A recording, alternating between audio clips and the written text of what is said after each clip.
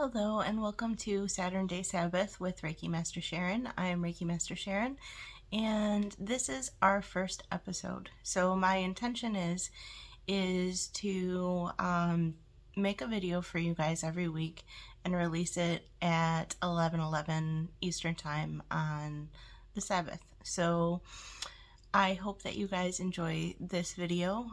Today I think I'd like to discuss the topic of death because I have been experiencing a lot of death in my life recently, and my view of death has changed rather dramatically over the years. And as I learn more about energy and as I learn more about God and the ways of the universe, it doesn't scare me as much as it used to. It doesn't feel as uncertain as it used to. But with that being said, whenever we lose somebody, that physical loss is deeply felt when you truly love someone.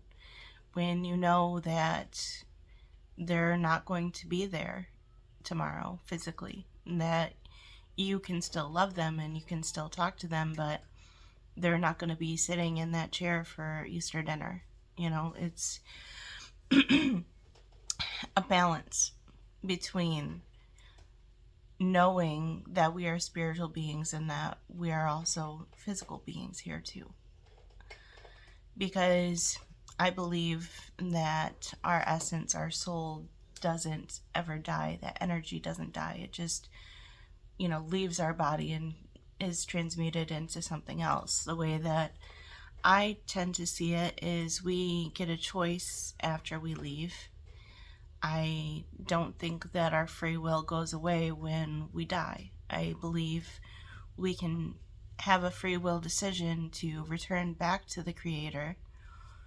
And in doing that, we would have to remember that we came from Him and that He is our energy as well.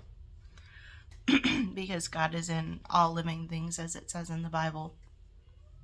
So that means that God is living within you as well, and me.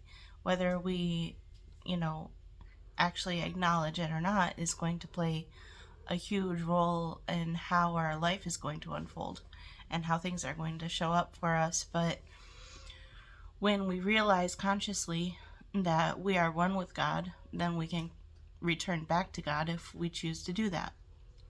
I also believe that we can choose to reincarnate and come back to the earth, and some people do this for other reasons. Some people do it because they don't realize that they're one with God.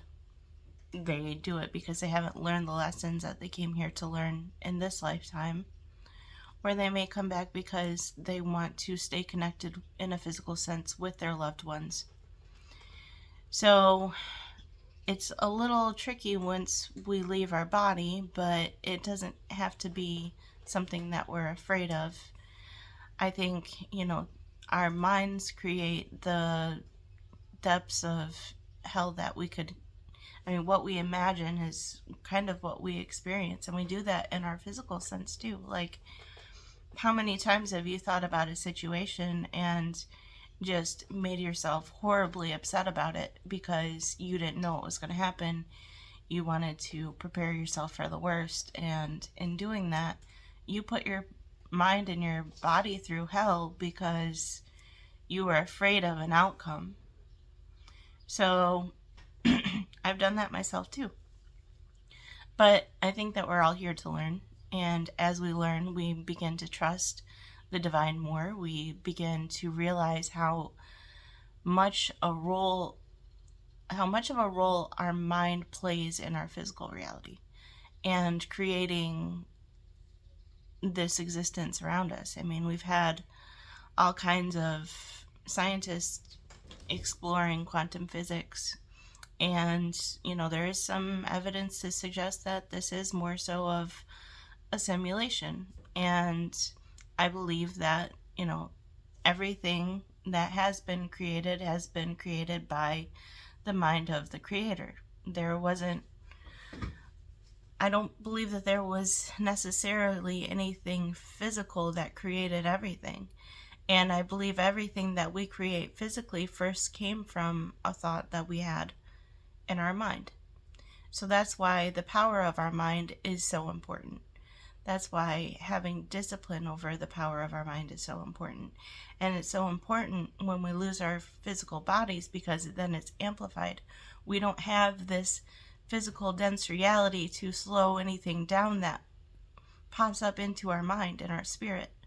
So if you're thinking that you're going to experience hell, if you're going to experience torture, rejection, those things, they happen far more instantaneously than they would in the physical reality, even though you do experience it in a sense in your physical reality when you think these thoughts. So you can use your mind to create a mental hell or heaven on earth. And I think through all of this death that I've experienced, I've really noticed that I feel the pull of energy from my loved ones to help support them in their transition and their journey and the choices that they're choosing to make. In a sense, I do feel kind of like a death doula in that aspect. And I think that I've experienced enough death to where I can hold space for people who are experiencing death and loss.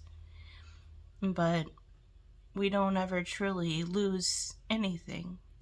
It's just never a loss, always a lesson. And even if someone falls away from our physical reality, we can still consciously connect with them. We can still consciously love them and send them love and know that their energy is alive somewhere in this grand universe and beyond. So today I just want to really just encourage you guys to use your mind in a way that is self-honoring and self-loving and is going to create beautiful things in your life, because it can definitely do the opposite if you allow it to. And discipline of the mind is probably the most beneficial thing that you can cultivate in this realm and the spiritual realm. So thank you so much for being here with me today, and I hope to catch you next week. I'm Reiki Master Sharon. If you like this content, please like, share, and subscribe, and I hope to see you next time. Bye-bye.